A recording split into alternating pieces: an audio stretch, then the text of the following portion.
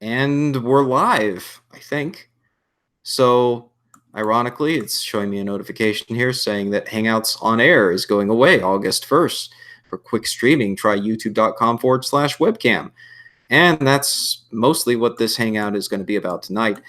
It turns out that Google is now going to be doing away with the Hangout system for pretty much everybody, except I think if you're on a G Suites account or something like that. But for us regular folk, it's going away. That means no more Hangouts on air, no more impromptu discussions with other people on the YouTube, like Red's Rhetoric, who's joining me tonight. Say hi, Red.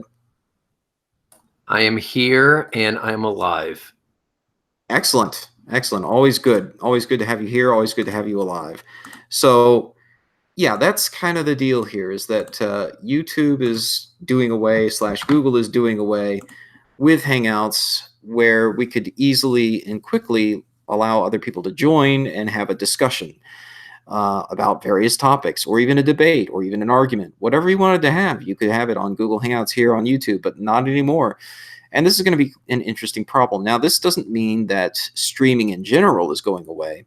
In fact, I've already moved away from using the old Hangout system on my channel for some time now, and I had been using OBS to do streaming.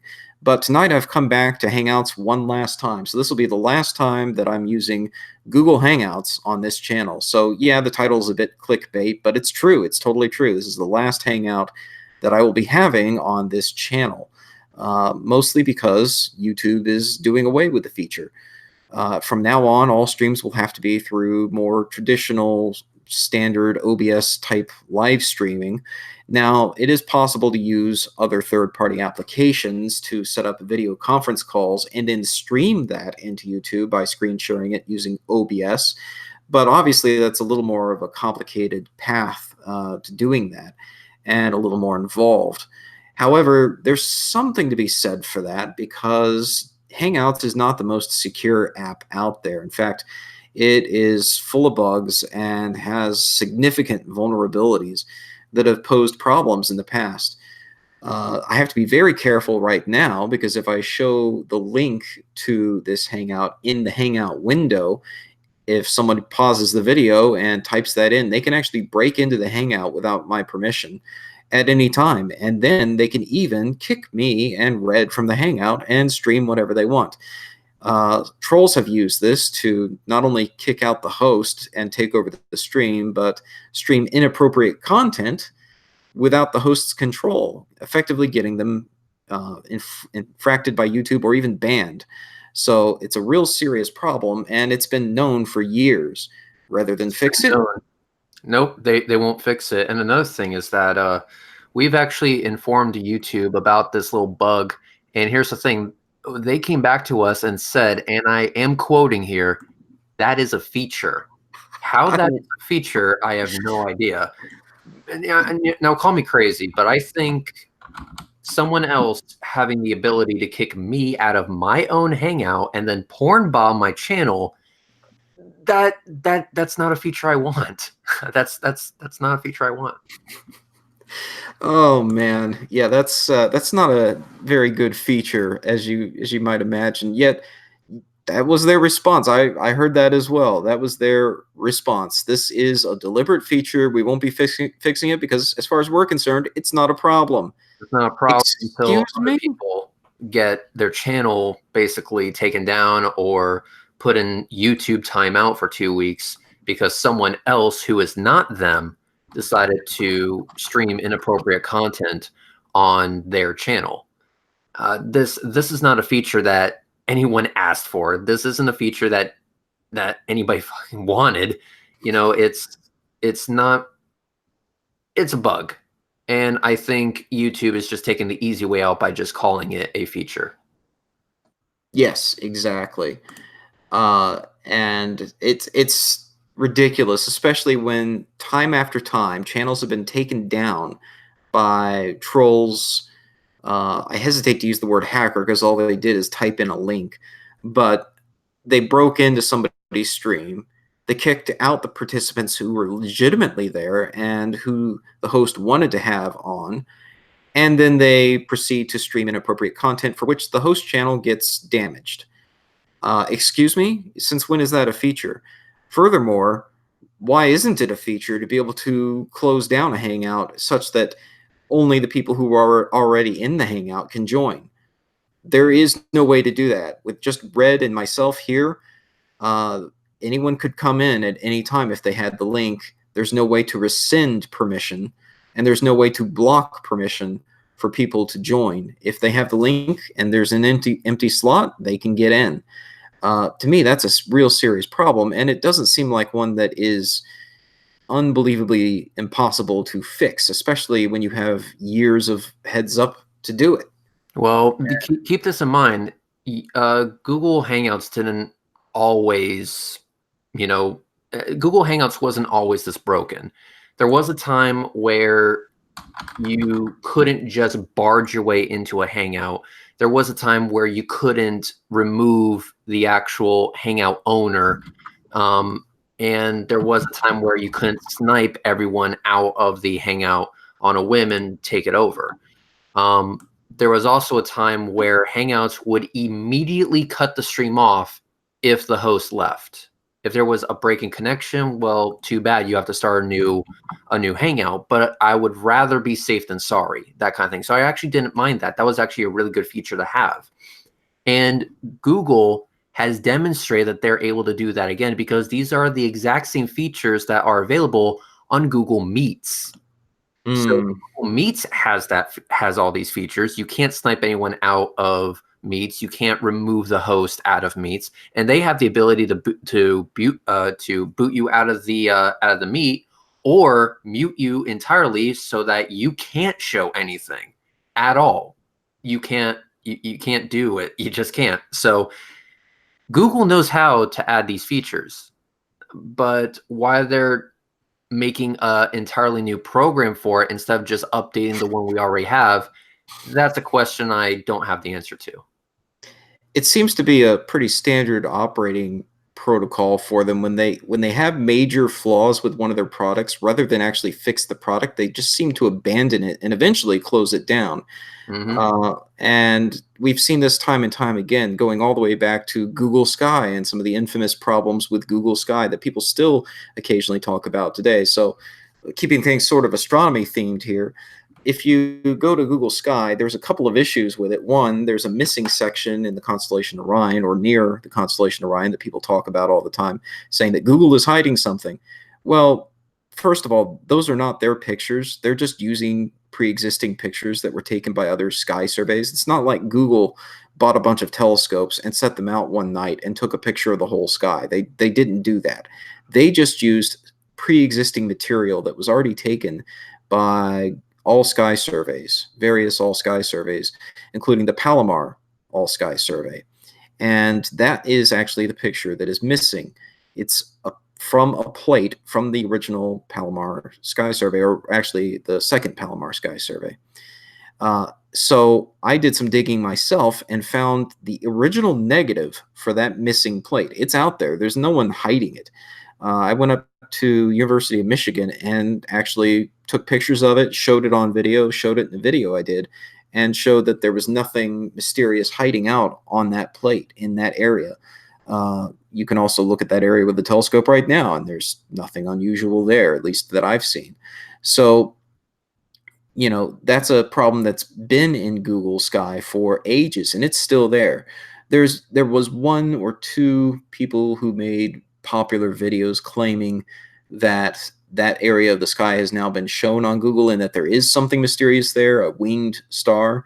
That star is actually associated with a reflection nebula named GN05.39.2. Man, it's really sad that I know that by heart. But the point is, that's actually in a totally different region of the sky, and that has always been on Google Sky.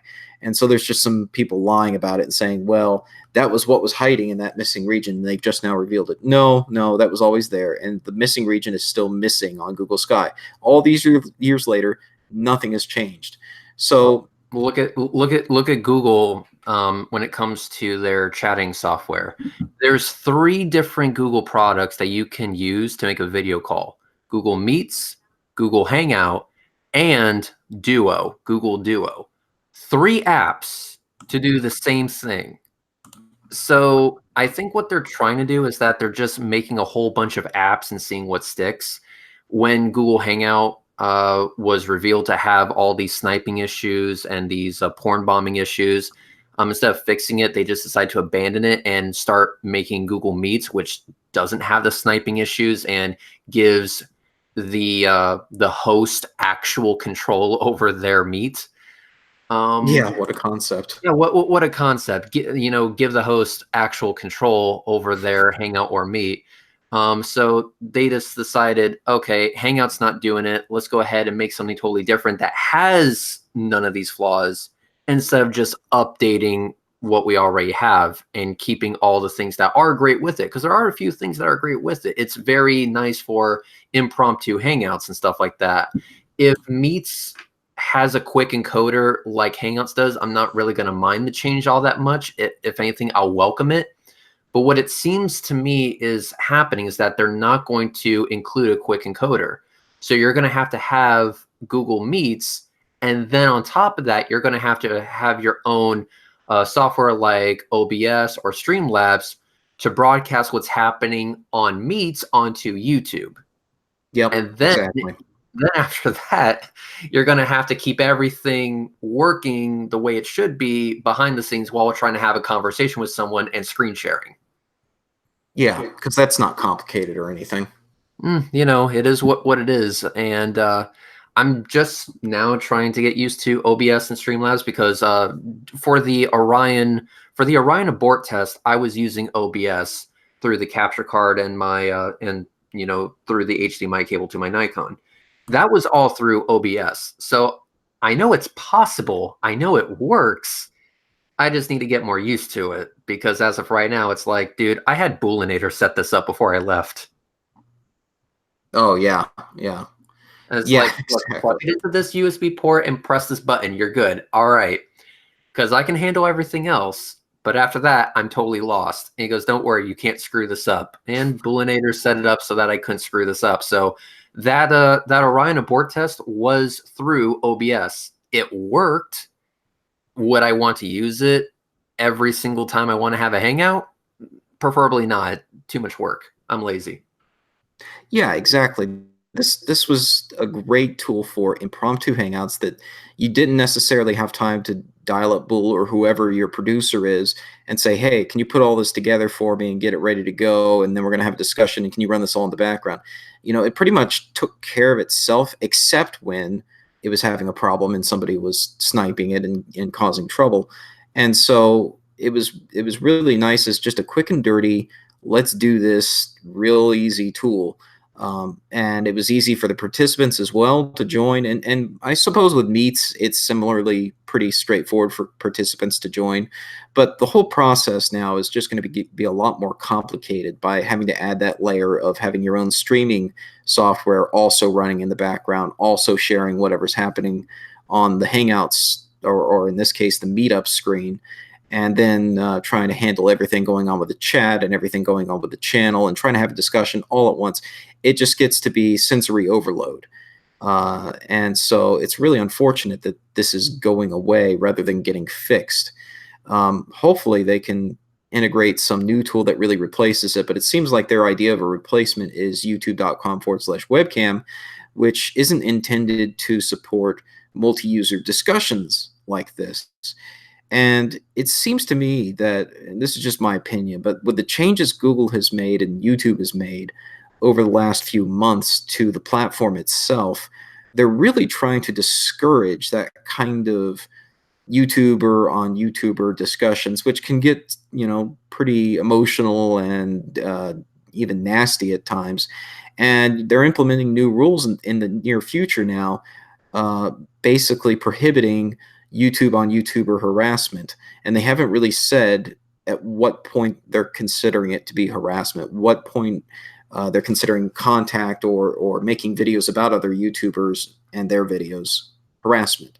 And this is concerning to me because a lot of the channels I like to watch, like Red's Rhetoric, like Simon and others, do direct videos addressing other people. And at some point that might start to skirt the rules on what is considered harassment. YouTube, and other people have said this. This isn't my own original. I didn't just think this up. This has been said for a while now by a lot of popular content creators, that YouTube, it feels like YouTube is increasingly more embarrassed about their own creators. They want to change the direction of their platform to be more of a mainstream entertainment vehicle where people sign up for memberships, sign up for paid subscriptions to get rid of ads so that they can sit around on their couch all night watching entertaining videos, silly cat videos, or whatever, independent short films, this kind of thing, which are all great forms of content. But it feels like they are trying to distance themselves from some of the vigorous discussions that made YouTube unique in years past, and made it what it is. It's turning into something else, and I'm kind of disappointed by that. At the same time, of course, things do get out of hand. Sometimes people get doxxed, people get threatened, and this needs to be dealt with. And in my experience, personally, I haven't seen a quick reaction to that kind of behavior. YouTube has been very hands off. And I'm sure they're overwhelmed with complaints all the time. But anyway, it's interesting to see. And in my own case, I feel this channel is certainly transitioning into a different sort of direction, just naturally.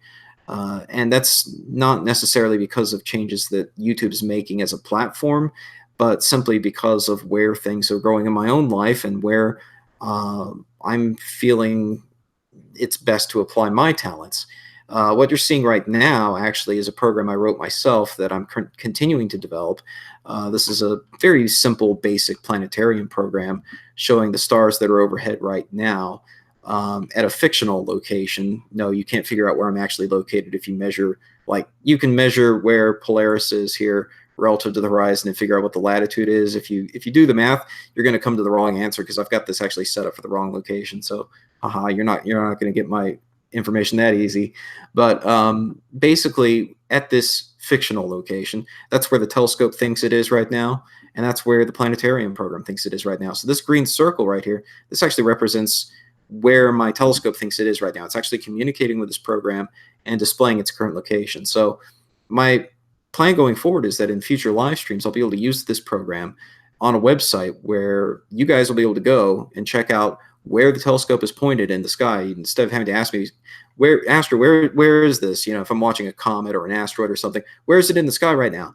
You'll be able to just go to the website and actually see exactly where the telescope's pointed. And hopefully my plan is long-term to add feedback where you'll actually be able to tell the telescope where to go and request an object to view, and it'll show on the map where that object is and whether it's above my horizon right now, whether it's possible for the telescope to see it or not. And if it is, you can go into a queue and you can wait your turn in line and actually be able to basically send commands to my telescope to point at various objects. So, this is the direction the channel is going. And obviously that's a very involved and lengthy process.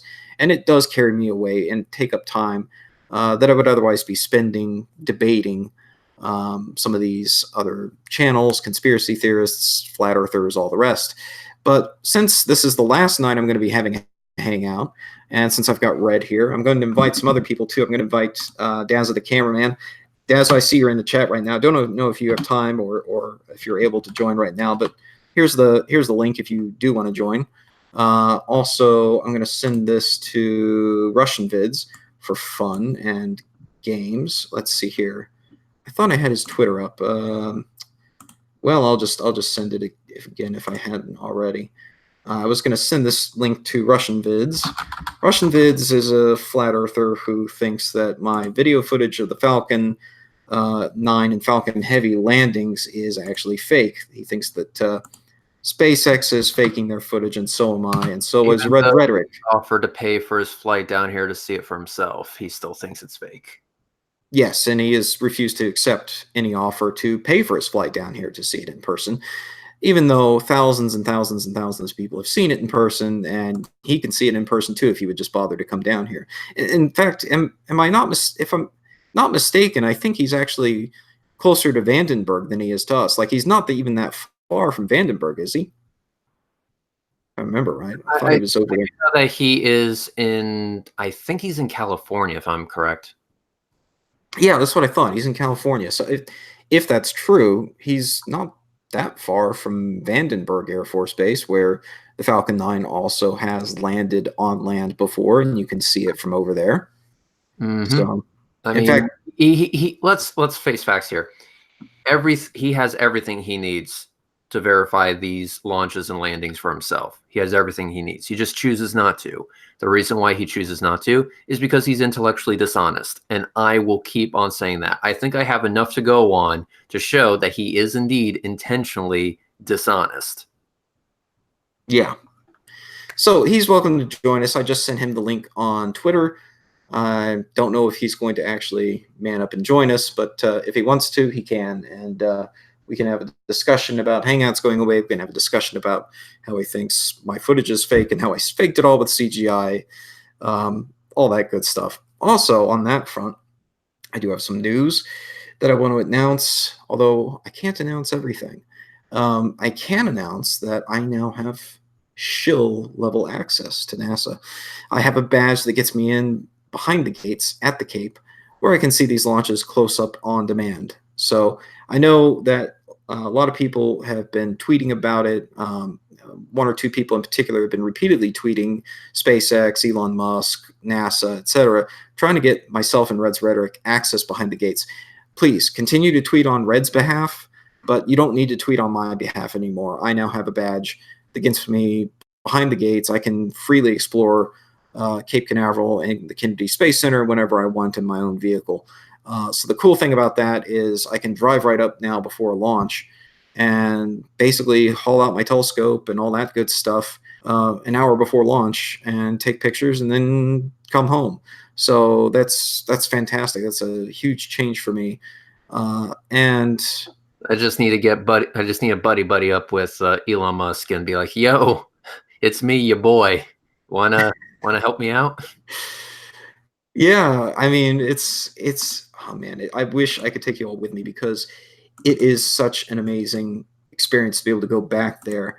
In particular, they really don't care if you explore around the old disused facilities, all the old abandoned launch pads, and there are a lot of them dating back to Mercury and even before. And basically, I have access now to all of that stuff. And some of those pads, some of the old pads are quite close to the new pads. In fact, some of the old pads are currently being repurposed for new uses. The SpaceX landing zone is one of those pads. I believe it's Slick 13. And yeah, because Slick 14 right next door is the old Mercury Atlas pad. And if you go out there, you're right next door to the landing zones. So you can see these landed boosters just sitting there.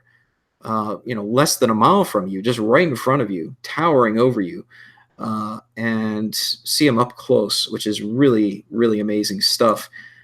So let me see if I can pull up some of the photos I took at CRS-18, this latest launch of a cargo dragon to the International Space Station. That launched from Cape Canaveral. What was it? Just this past week? I don't know. The weeks are starting to blur together in my mind a bit, but I do know that it was Wednesday, then it got delayed, so maybe it was the 25th. Yeah, it was Thursday. That's what it was. Yeah, like I said, the weeks and months blend together now. It's been a very busy month for me in general and week in particular. So you may have seen this photo.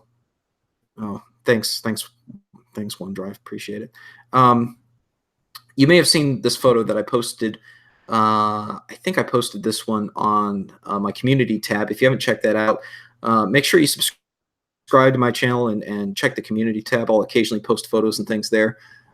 So here's a photo I posted from that launch. Let me see. Is that showing up in the stream okay? I think it is. Yes, it is. So yeah, that's a photo I posted of the launch, taken with just a regular SLR camera and a telephoto lens. I didn't even bring my telescope to this launch. I just was mainly going there this time to scout out the best possible location to see it from. I haven't seen an LZ-1 landing from behind the gates before. I did attend a previous CRS mission as part of a NASA social years ago. That was the first time they successfully landed on the drone ship. So that was the one. It didn't come back to the landing zone at the Cape. It actually went out to the drone ship and landed on the drone ship successfully for the first time. So I didn't get to see the landing from there. So I wasn't sure where the best spot would be to see a landed booster behind the gates. So that was a great experience. And it turned out this was a really good spot to see the landing as well. So I'll show you some of those photos here too. I took a ton of photos, so I'm just going to skip. I'm just going to skip to the good bits if I can here. I got to scroll on down. And also I was able to get some pictures of the booster after it landed from behind the gates. So let's see here. In the meantime, while I wait for the scrolling to scroll. Can I also, so basically is this part where I can reveal the pictures that were sent to me? Yes. Okay. So I told people that I had a secret source when it came to the pictures of the booster sitting at LZ-1 and 2 for the last Falcon Heavy. That was the Falcon Heavy night launch, the STP-2 launch. That was like a month ago, I think. But yeah, those pictures were from you, Astronomy Live, and they are absolutely amazing. So it's really nice seeing those on image because you can kind of get a better sense of scale of just how massive these boosters are. And then you got to think to yourself, we were seeing these things punch through the atmosphere at like, you know, well beyond the speed of sound to the point where it made not one, not two, not three, but 4 sonic booms. Then you're gonna be like, wow, these towers were booking at that point. So that was great photos, man. Thank you. So some of these photos didn't come out as well as I would have liked. As it turned out, on CRS 18, I was actually able to follow it through the telephoto lens from the entry burn all the way down to landing, which I've never actually followed one of these landings by hand like that before. I usually use my tracking software where I'm looking through the telescope. And so it's really no surprise to me there. I'm able to follow it the whole way because, well, I've got a big old telescope and I'm controlling it with the joystick and with automatic tracking with the software. So while it is an accomplishment, it's not something it's not something I'm usually surprised by. And so basically, this was the first time doing it all the way by hand with just a regular camera.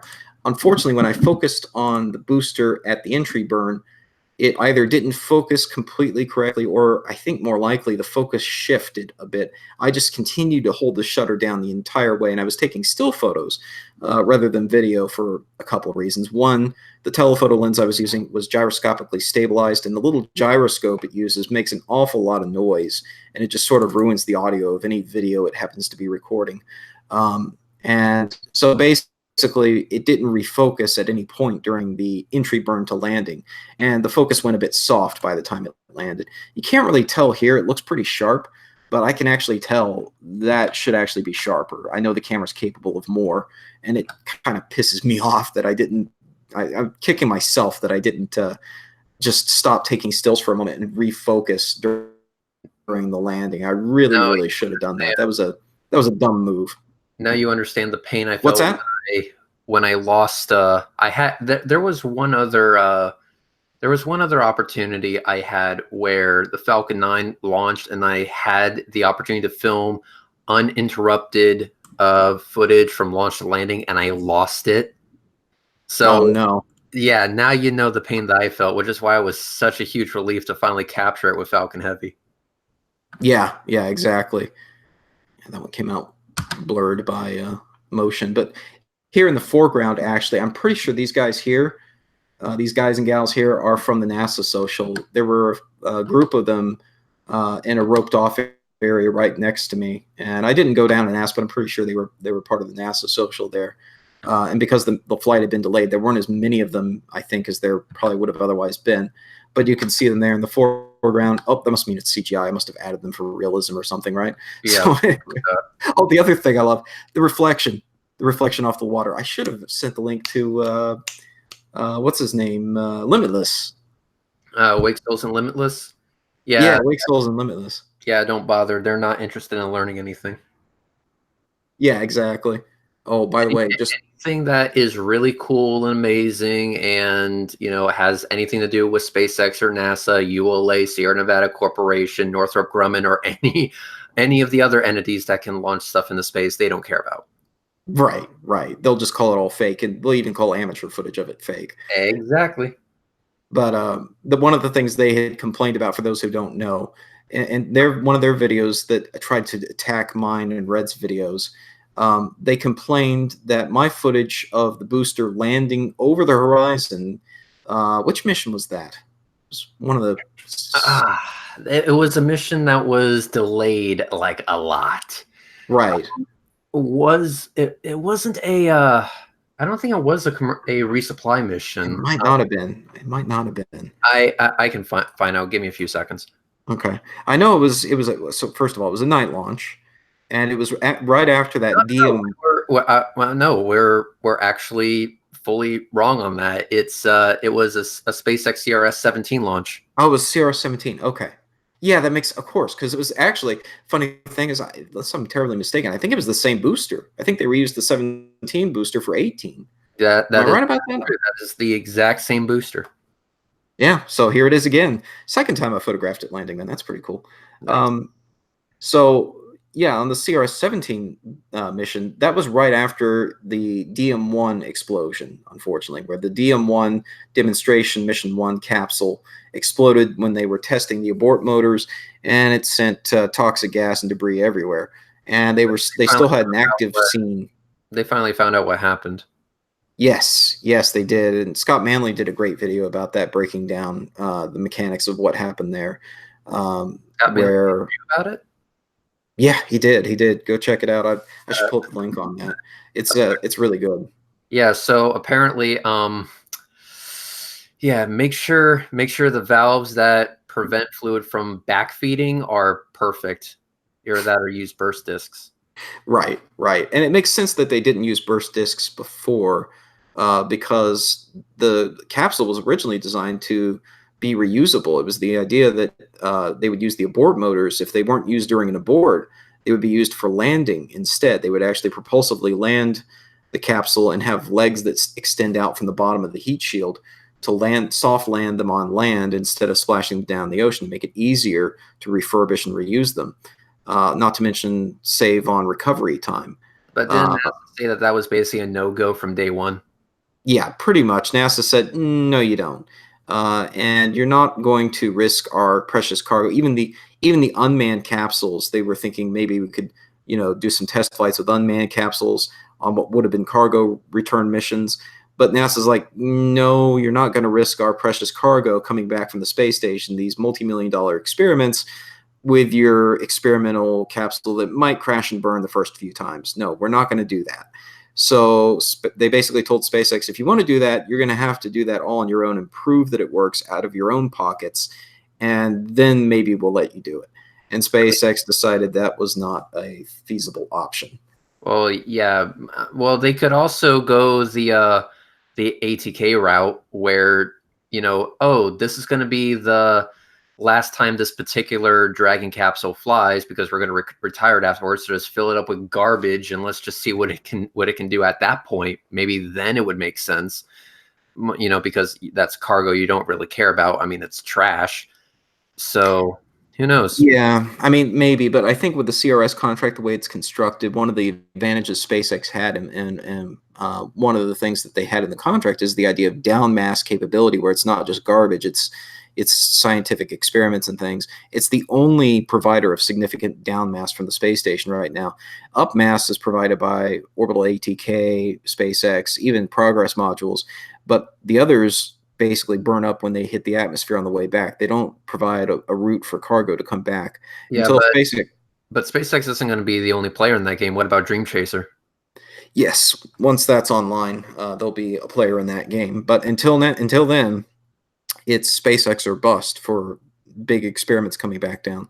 So yeah, that's one of the reasons why NASA was not on board with that. They continue to want the downmass capability. They don't want to interrupt that flow just so SpaceX can have, a little fun trying to test landing capsules. So they would have to prove that out on their own, which they theoretically could do. They could launch a capsule with no intended purpose except to prove that they can land it from orbit, but that's millions of dollars for, an experimental program that doesn't get them much in terms of a return on that investment, because they already won the CRS-2 contract, the next series of cargo resupply contracts, without needing that propulsive down mass capability. So what does it really get them? Not much. If they didn't have their plan to go to Starship and Falcon Super Heavy or whatever they want to call it, then maybe they would pursue that route, I suppose. But the way that they're going, they're planning to already make Falcon 9 and the Dragon obsolete, in the next 10 to 20 years. So we'll see how that goes. Yep. But Also, anyway, quick question. You also heard that there's going to be a new player in the United States, Launch Complex 2, Wallops Island, Virginia, for Rocket Lab. I heard Rocket Lab was coming to the U.S. Yes, I didn't hear where exactly, but yeah, that makes sense. Yep, they're going to break ground at Wallops Island, and I don't know about you, but I'm thinking about making a road trip out of it. So if you want to come with, you're more than welcome to. No, thanks. Well, we'll see. I may or may not be busy at that time. Gosh, and yeah, the funny thing. So like I said, I've got behind the scenes access, and I can't talk about my new position, but I do have behind the scenes intel of things I can't say Yeah, about things I know that are going to happen with we certain will not talk providers. We about the won't fact go that there. you're doing experiments on lizard people. Oh shit. Right. We won't talk about that. But I can say that all I can say is that there are changes that are coming, and it's not just to Wallops. And there are changes that are known publicly, right? So Blue Origin right now, they're not just building construction facilities. They're building, big construction facilities out at the Cape where they're going to be building their rockets and assembling them and getting them ready. It's actually in this big building that's right next to the visitor center. But it's not even behind the gates. You can drive by that and see it. Well, what you can't normally see, and something I now get to see, is where they're building the launch facility as well, and it is massive. I mean, I can't even tell you. It looks bigger, significantly bigger than Slick 40 and 41, where the Atlas 5 and the Falcon 9 are launched. So they got big plans there because they are going to have a big rocket, the New Glenn rocket. It's going to put Falcon Heavy. It's going to give Falcon Heavy notice. And this is one reason I think that SpaceX is in such a hurry to complete Falcon Super Heavy, or the BFR as it's more commonly known, is to be able to one-up Blue Origin on having a super heavy lift vehicle and really get super heavy, payloads into orbit and be able to reuse the whole vehicle, drive down costs, drive up the payload mass capability, all of that good stuff. Because competition is very much on its way with Blue Origin. Even though they haven't put anything in orbit yet, they are building a massive facility both in the launch complex area and in the rocket construction area. And they've got plenty of funding to go to rely on, even without having launched anything yet. SpaceX, you kind of get the feeling they are maybe more test to destruction and quick and nimble on things and just constantly prototyping new ideas, but they don't seem to have, just my personal impression, they don't have as big a facility. They don't have as much capital behind them perhaps as Jeff Bezos, who's just got gobs of money to throw at the problem. And so you can go see, if you go to the museum that's just outside the gates of the Cape Canaveral Air Force Station, you'll see SpaceX Launch and Landing Control. It's right there. It's not a very big building. It's pretty modest, and they are going to be building a new one from what I've heard. But Blue Origin's already got their facility up, their main rocket hangar facility, where they actually have a new Shepard rocket stored, one of their space tourism prototype vehicles, and it's huge. It's empty. It's just like, wow, that's a lot of unused space when you're still years away from launch. It's just amazing. But It anyway, so a substantially sized rocket, the New Glenn rocket, and I also heard that they're going to be doing ship landings, but instead of the drone ship being I don't know if it's going to be a drone ship, but the ship, instead of it being stationary, it's actually going to land on the ship while the ship is in motion. Now that is wow, that is cool. yeah, it's quite a feat to be going for, and it just amazes me the idea that they're foregoing any sort of smaller rocket startup program. You look at SpaceX, their first Falcon 1 rocket, it failed the first 3 times they tried it, and they finally got it successfully launched into orbit right as they were about to run out of money. And it was a very small little rocket, and then they moved up to the first version of Falcon 9, which was much smaller than what we have today. Falcon 9 progressively got bigger and bigger and more powerful. And one of the reasons Falcon Heavy exists is because the Falcon 9 was originally not supposed to be this powerful. And so they needed something with 3 cores in order to put big, heavy geostationary transfer orbit payloads into orbit. Like, for example, the one going up this weekend, the original incarnation of the Falcon 9, I don't even think that could have launched it into that orbit even in fully expendable mode. They would have needed Falcon Heavy just to make that mission happen. Yeah. But as Falcon 9 evolved, it became more capable and sort of took away a lot of the reason for Falcon Heavy to exist. And so they are able to launch it now with the Falcon 9 fully expendable, which is what they're going for, which I think is going to be increasingly a rare occurrence. They do try to recover these Falcon 9 Block 5s. The Block 5s are the ones with the black top up here and the black landing legs down here. These are designed to be reusable at least up to, they're going for 10 times before having a significant overhaul. And so they're supposed to be much more reusable, but there are still some cases that they may decide to go for an expendable launch, which is what they're doing this weekend. So that's going to be increasingly the exception, not the norm. And you can see this launch coming up is going to be expendable, so no landing on this one? No landing, correct. Yeah, not even a drone ship landing. They're sending it up to super synchronous orbit, and it's a pretty heavy geostationary satellite. So they need all the horsepower.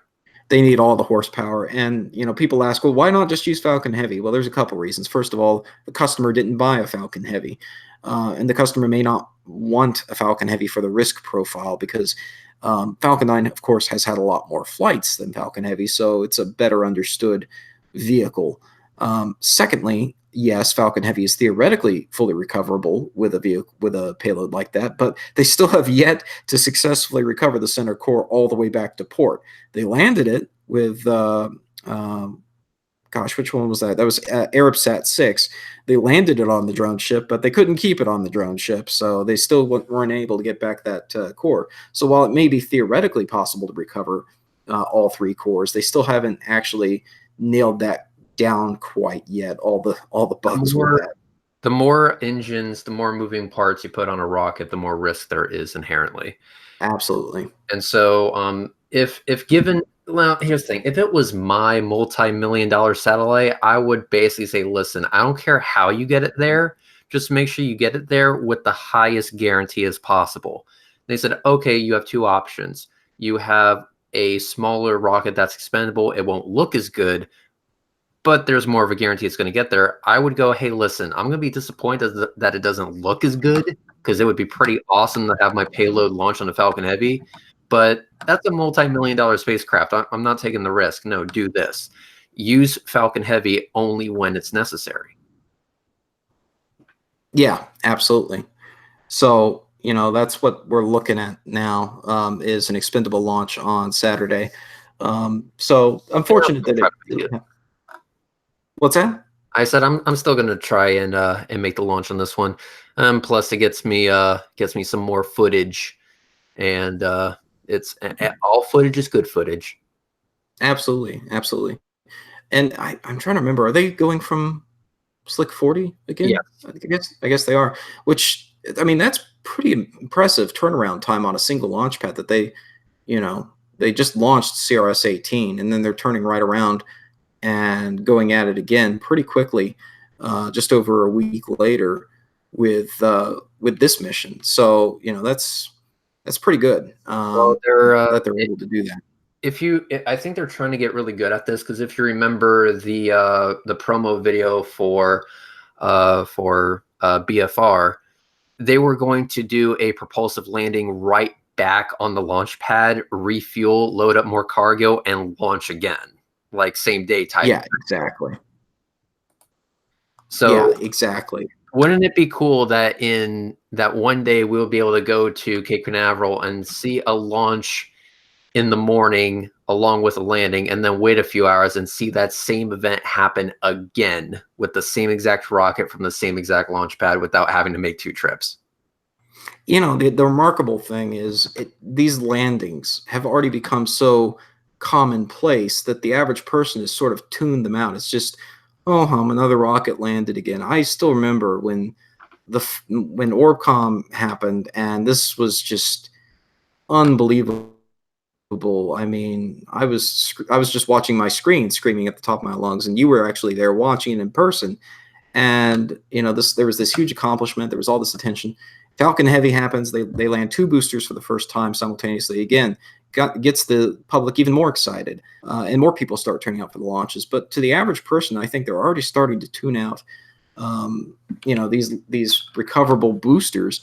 And so, what's that going to do when it's multiple times a day that they're able to launch, recover, and then launch again? It's just going to become so commonplace, no one's going to care. The OG2 launch was great, not just for the landing, but do you want to know why it was especially great for me? Why is that? Mainly because there was a certain idiot that I was arguing with by name of Jeranism, who was just gloating left, right, and center because of the launch that happened previous to that one, where SpaceX was launching, I think it was CRS-7, where it actually, blew up on launch. And so SpaceX was trying to do a drone ship landing.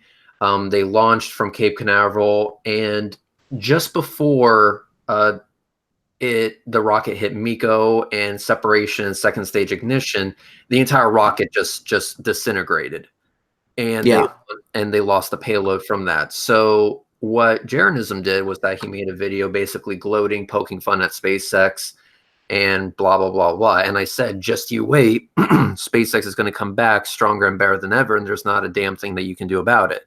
He basically said I was full of, well, you know what. So the night comes for the OG2 satellites, and they're about to attempt a landing. It's on the launch pad. It's ready to go. Then it finally goes.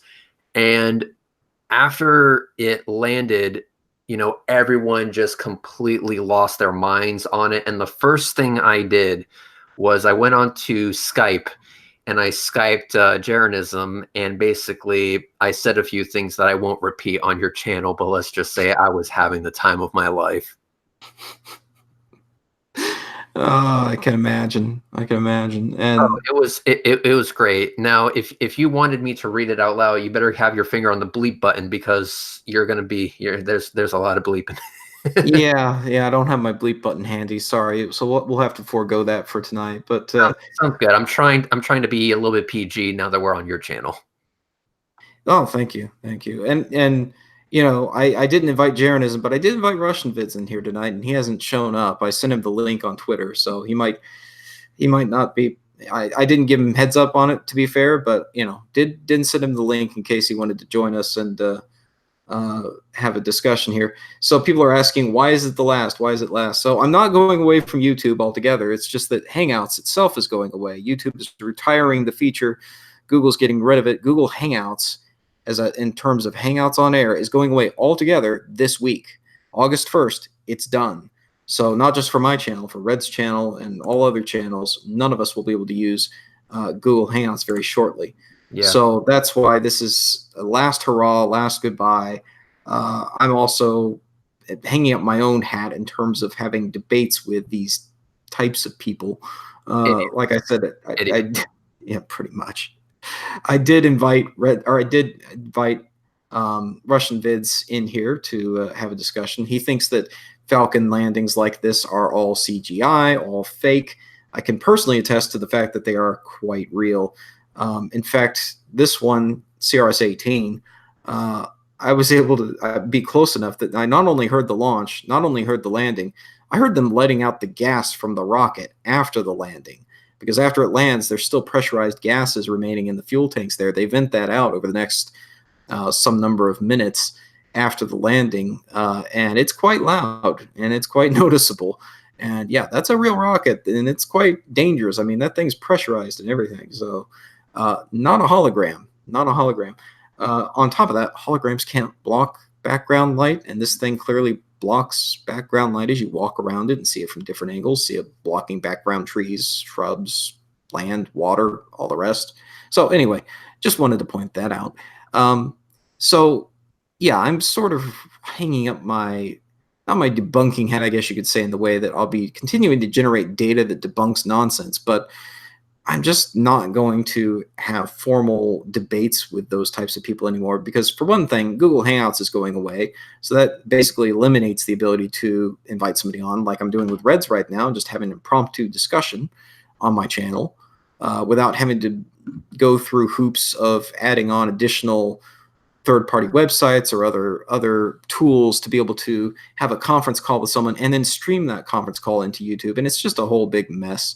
It is. And so I'm not going to deal with that. Secondly, in the past, when I've had even formal debates that were moderated with certain individuals, things haven't always panned out well afterwards. It's not that the debate didn't go well. I mean, I think if you look at my debate with Planet X News, it's pretty clear I stomped him on that and even exposed some theft of images in real time during the debate.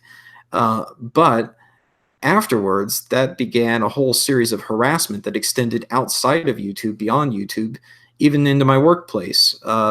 So that was not so cool and not really acceptable. But what's YouTube going to do about that? Nothing. No, so what's my incentive to continue doing that? Nothing. They're not going to do anything. My thing is this: once you find a certain special someone on the internet that happens to be so demonstrably wrong about space and science in general, just point them in my direction. I'll take care of it. Be like, hey, listen, Red, my man, my guy. I really want to own this guy, but I kind of want to keep my hands clean. Could you I'm like, dude, say no more. I got your back. Thanks, man. I might end up doing that in some cases, but sick you on him. I just personally, I feel like your anger translator. Personally, at this point, I've got too much to lose, and it's not about losing a debate. I'm not worried about losing a debate. I'm worried about people calling my work and harassing my employer and that kind of thing. In the past, it actually didn't do anything to me. Yeah, my work got called by some lunatic on the internet, but they laughed it off.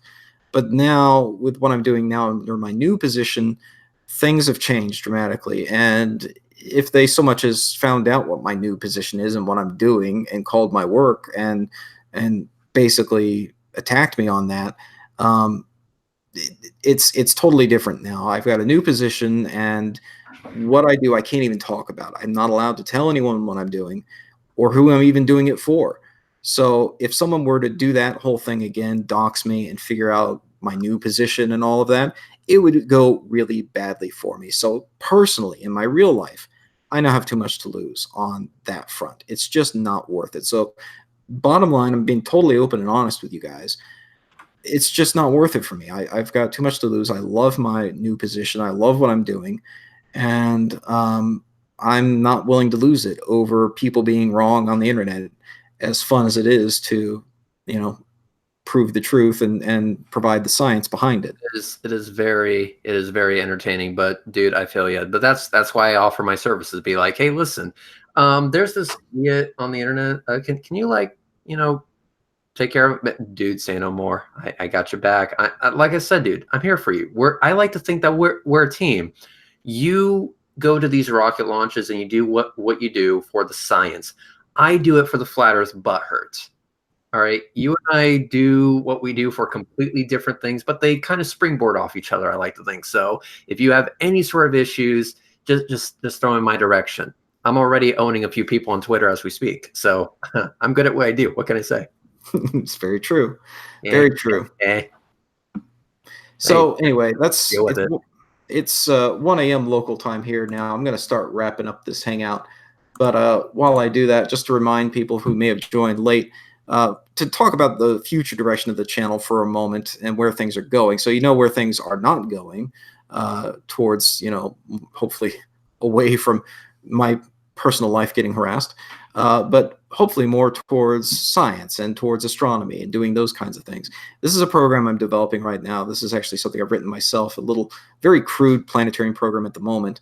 But basically, it's tied into my telescope right now. It's actually receiving data from the telescope and displaying where the telescope is pointed up in the sky. Now, I'm indoors at the moment. Actually, a few minutes ago, I actually heard the rain hitting the house. It was actually raining outside a little bit, so it wouldn't have been a good night for astronomy, unfortunately. Although it was clear earlier, there was rain in the area. And sure enough, it did hit. But anyway, indoors, this is where the telescope at least thinks it's pointed right now. So as I move the telescope around, it actually reflects in the apparent position of that green circle. So you can see there, as I pitch the telescope down, that green circle moves down closer to the horizon. So the idea here is, if I'm streaming, doing a live stream, whether it's just regular deep space stuff or we're tracking a comet or an asteroid in my software, the idea is that this program will now show where the telescope is pointed in the sky. So when people always ask, where do I look? Where do I look to see this? You'll now be able to look and just see on a sky chart where the telescope's pointed. Now, granted, most of the time, the objects I track and take pictures of, you can't see by naked eye. It's just too dim. You need a telescope. But there will be improvements on that end as well. So one of the things I've been developing for a while is my own website, which I'll have hopefully out there pretty soon. And basically, I'll have another video about this when it's ready. But the idea is that this program will also allow feedback in the opposite direction. So if you want to see something, if there's an object you want to see, like, for example, the Ring Nebula is right here, you'll be able to type in Ring Nebula or M57, which is the designation for the Ring Nebula, and it'll pop up where that is in the sky. And if it's above the horizon, you'll see where it is in the sky, and you'll be able to request that the telescope view that object. That'll go into a queue. And when it's your turn, the command will be sent to the telescope. It'll go track that object and take pictures. And you'll get to see all of that happen live in real time. So the idea is to make it more of an interactive star party. Yeah, there's other services out there that do this for a membership fee. Some of them can get quite expensive. In fact, if you want, professional quality data from itelescope.net, for example, and I'm an advisor for itelescope.net, and I highly recommend their service. If what you're looking for is just images of the sky, that's a great way to go. It gives you the raw data from the telescope. But a lot of people don't even know what to do with the raw data. It's FITS files. It's these weird high bit depth images. It's not like it just gives you JPEGs, right? It's not like it gives you an image you can just open up with a regular computer program and just see. You have to do a lot of processing just to convert it into an image that most monitors can display. Mm-hmm. So there's other services that are intended for amateurs, like more novice users, like SLU, for example. A lot of people like to use SLU, and it's similar in that there's sort of a group dynamic to it, and people request what object for the telescope to look at, and it's kind of similar. But I'm hoping this is going to be a more personal experience where you guys can interact with me, and we can have two-way communication on things, and basically, it'll be more like an interactive star party. And the idea is that when it goes and it takes a picture of whatever it is, I'll still be able to give you the raw FITS files, the actual raw data, if you want to process it yourself. But I'll also be able to have a pipeline going where it'll also produce just a regular JPEG that's already pre-processed for you, so you can just see a pretty picture of whatever it is that you had the telescope take a picture of. So I'm hoping to sort of do a best of both worlds type scenario for more casual viewing. I'm not intending it to be a competitor for SLU or a competitor for itelescope.net. It's more of a it's a different sort of product, as it were. It's a different sort of objective, which is more interactive star party idea. But that's kind of where this channel is going, towards providing new tools, new programs, new software, and new ways of doing amateur astronomy on YouTube. And to that end, I also have one more thing I got to talk about. Here's some interesting news that I did get a scoop on that I can share with you all. And in fact, it's not exactly private. It's sort of publicly known at this point. There's a program out there called Satellite Tracker, not Sat Tracker, not my satellite tracker, but one that was around for years before I started even working on my program. And this is until now sort of been the default go-to recommended program if you wanted to do satellite tracking with an LX200, the kind of telescope I have, or one of a variety of other telescopes. Most people would recommend that you use Satellite Tracker, which was originally created by Brent Boshart. However, he sold the rights to that program off to another amateur astronomer. And now I just found out that the rights to the program are once again for sale. John, who now owns that program and the rights to it and the website to it and all of that, he wants to get out of that now. I think he probably had intentions for certain features he wanted to add to the program, but never got around to it. There's more that could be done with it for sure, but he's getting on up in age, and basically he said in the email that he doesn't want something to happen to him health-wise and that program to be lost to the sands of time. It's never been open source. It's always been closed source, but right now it's free. People can go and download it right now and try it out for free. It used to be a paid program. Here's the thing. He's asking for a lot of money for that program. I think it's fair for me to discuss the price. Let's just say it's in the 4 figures, okay? It's significant. I can't afford to buy it for sure. And even if we do a fundraising here on the channel, I kind of have doubts that I'd be able to raise enough money to make a realistic bid at that program. Why would I even want to? I've got my own satellite tracking program. Well, here's the thing.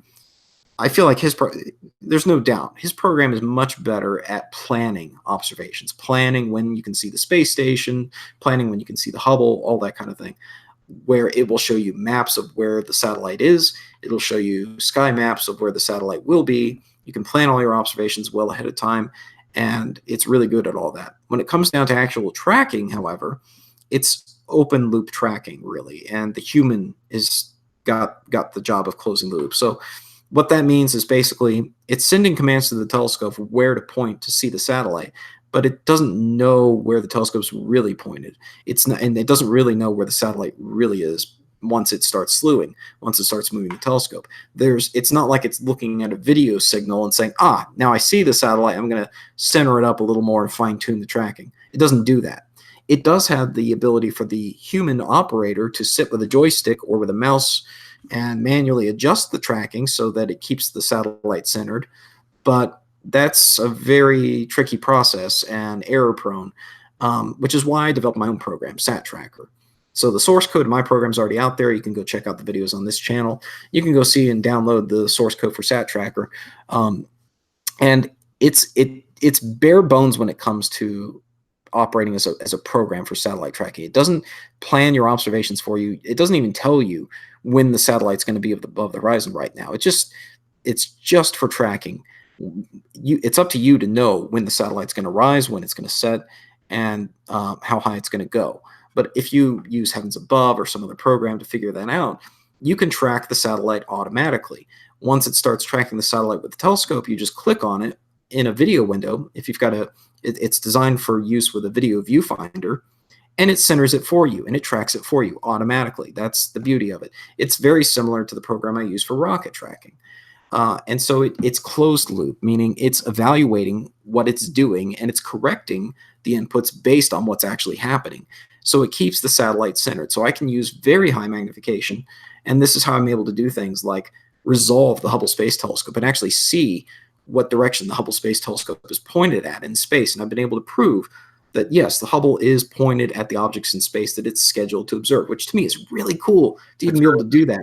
It's really good. But also on top of that, with all these awesome pieces of equipment that you are mentioning, I eventually would like to get a tripod that I don't have to manually move. I would rather just joystick the ever-living crap out of it. So is there any chance that we can kind of make me a rig, considering that, I can actually, use such an apparatus?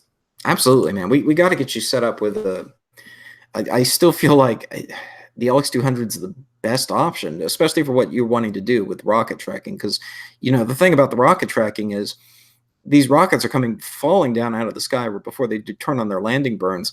They're plummeting like a rock. I mean, the angular rate of motion is very, very high.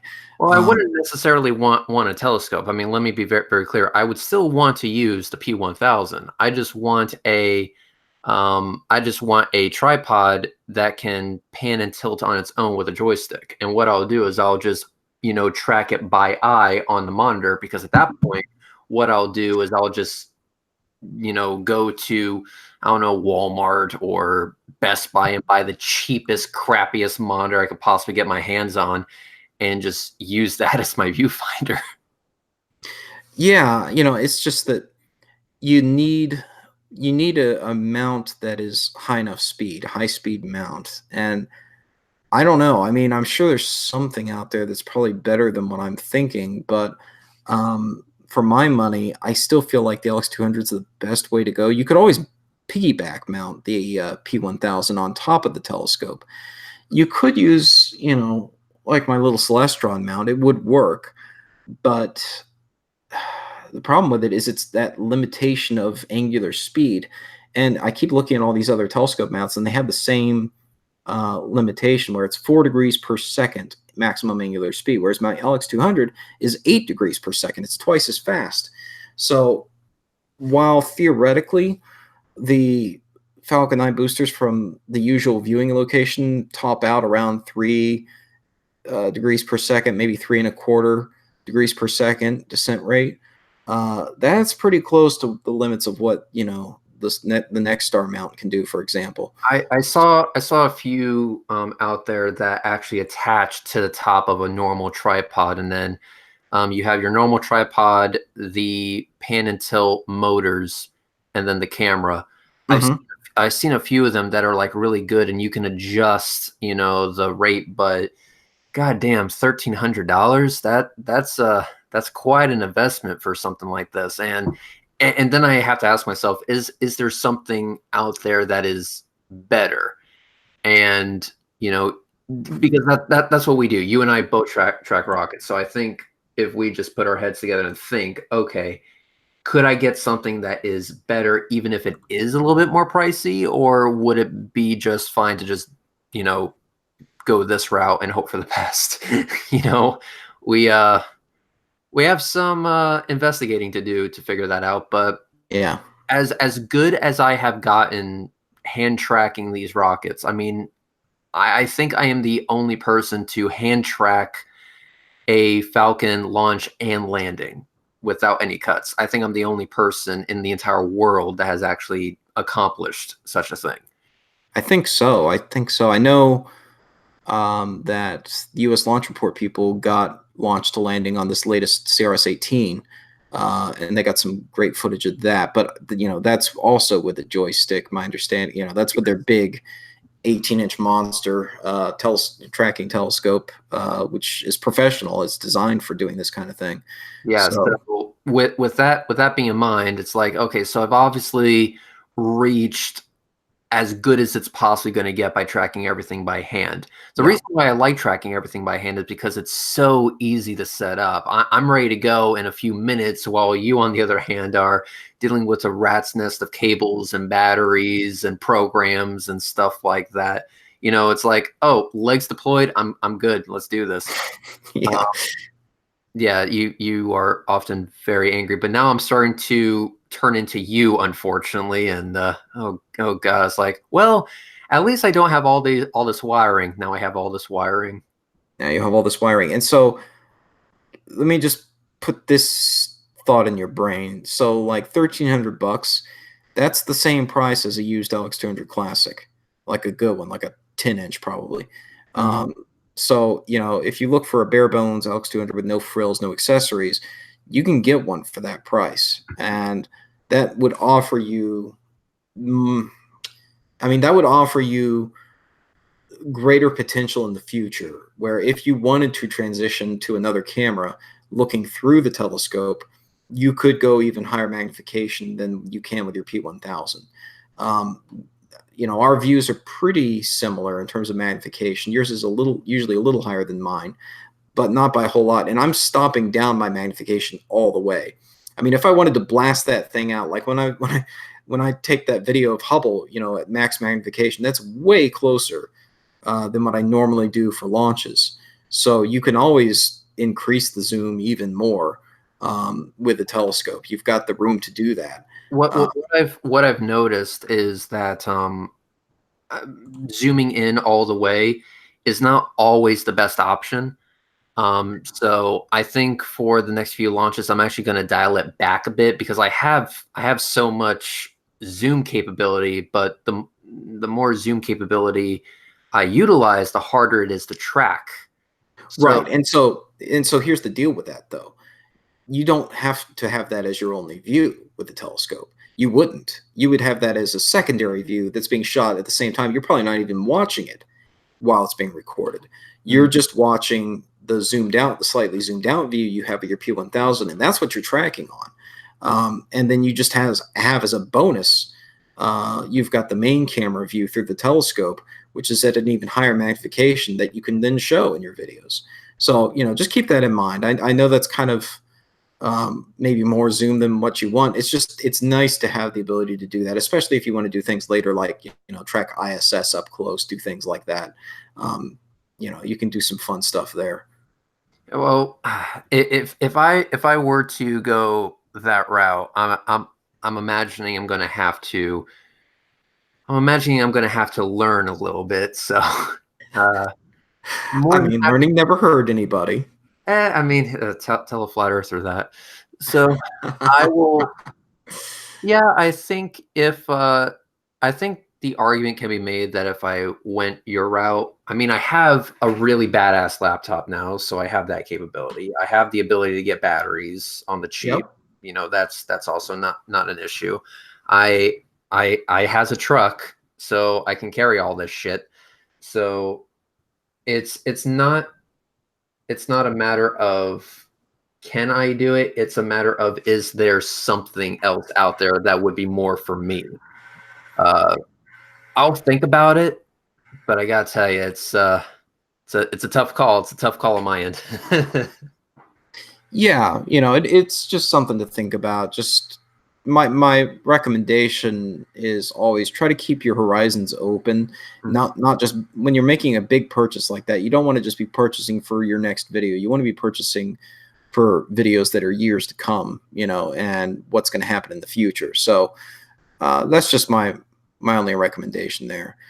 Because hey, you do fun things like look at Saturn up close. I moved the telescope over here, Saturn. Sure enough, the software's working good. It shows it's centered on Saturn. So yeah, there's lots of other things you can look at up close that you may encounter claims later that you want to debunk, and you may need a more powerful optic to do it in some cases. That is true. So, well, we'll figure out. But anyway, Yep. I'm gonna start heading out. So I'm gonna say my final thoughts and then GTFO. All right, sounds good. Thanks Okay. for coming in, by the way. Oh yeah, not a problem. So final thoughts. I will be upgrading the kit that is available to me for these rocket launches. All the updates on what's actually going to be occurring will be on Twitter. I will discuss it more with you, Astronomy Live, later on, where we can work out some of the nitty gritty details on what exactly would be the best to go for. But in the meantime, I wish everyone would have a good night, and thanks for inviting me on. Yep. Thanks for coming on, Red. All right, peace So, out. yep. So, just once again to wrap up, yeah, this is the final Google Hangout that I'm going to be having on this channel because the feature is going away as of this Thursday. So, and it was a good run for Google Hangouts here. This was the first way that I started doing live webcasts from my telescope, which I kind of wanted to do tonight, but it ended up raining, so didn't work out. But still, wanted to do a final Hangout here. And remember the good times, the bad times, and hang up the old hat in terms of having impromptu discussions with people here on YouTube. But I'll be continuing to do live streams from the telescope and continuing to develop new tools for amateur astronomy on YouTube, new programs, new software, new things like that. But yeah, moving off in a kinder, gentler direction, I guess, for my channel, and just moving on to bigger, better things. So, thank you all for coming. Thank you all for watching, and stay tuned for more, just not more Google Hangouts. It'll be live streams just from me and my telescope, and hopefully having some feedback from you guys and giving you guys the chance to take over control of the telescope once in a while. So stay tuned for all that. Thanks for coming. Clear skies, folks.